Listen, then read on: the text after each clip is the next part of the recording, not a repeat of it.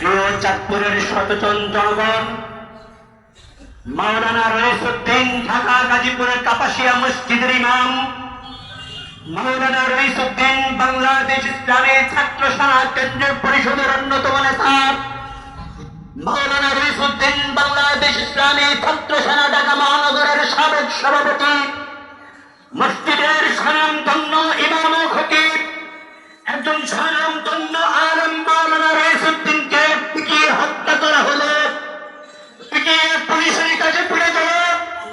আর ওই পুলিশ মাওলানা রইসউদ্দিনের দুই হাতকে পিছনে হাতকে পড়িয়ে পুলিশের ভেড়ে উঠিয়ে নিয়ে যায়। রইসউদ্দিন যখন পানির জন্য কাঁদছিল, পানি চাচ্ছিল, এক পুলিশ সদস্য তার কাছে পানির বোতল নিয়ে আবার সেই পানিটি নিয়ে আসে। পুলিশের হেফাজতে তার বিনা চিকিৎসায় মৃত্যু ঘটে।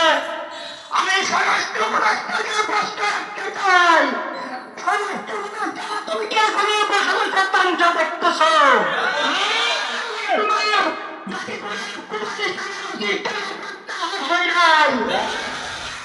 তোমার প্রবাল জানা উচিত, গাজীপুরের প্রবাল জানা উচিত, এখনো তাকে কোনো অপসারণ করা হয় নাই। উপদেষ্টা আইজিপি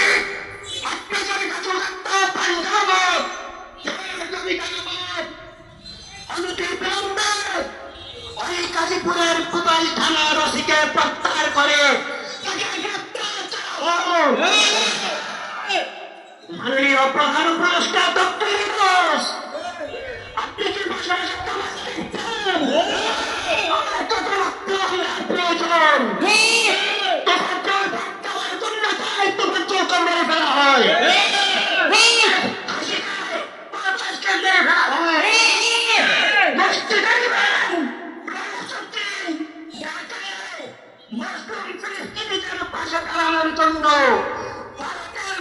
মুসলমানদের পক্ষে দাঁড়িয়ে সমাবেশ শেষে যখন তারা মসজিদে যায়, তাকে সৃষ্টি করে হত্যা করে। ডক্টর ইউনূস, আপনার পক্ষ থেকে এই পর্যন্ত একটি বিবৃতি আসে নাই, আপনার পক্ষ থেকে এই পর্যন্ত কোন আশ্বাসের বাংলা শোনানো হয় নাই।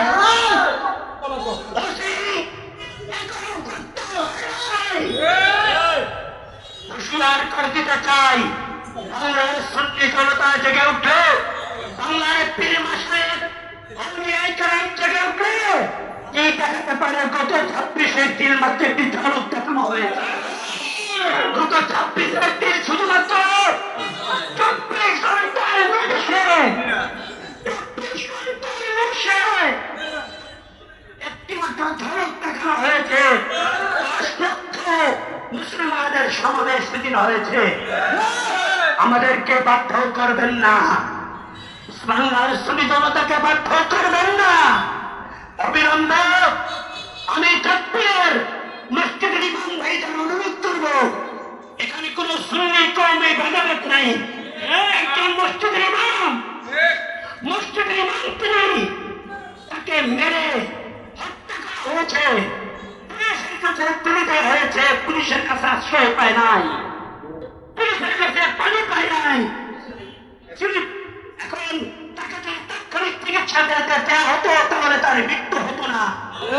আজকে এই সমাবেশ থেকে দাবি জানাচ্ছি, অবিলম্বে কুবাল থানার ওসি সহ যারা এই কাজের মধ্যে সম্পৃক্ত ছিল তাদেরকে প্রত্যাহার বরখাস্ত করে অনতিবিলম্বে গ্রেফতার করা হোক। অবিলম্বে গ্রেফতার করে আইনানুগ ব্যবস্থা গ্রহণ করা হোক। যদি না করা হয় পরিণতি ভালো হবে না, এই আহ্বান জানিয়ে আমি আমার বক্তব্য শেষ করছি। আসসালামু আলাইকুম ওয়া রাহমাতুল্লাহি ওয়া বারাকাতুহু।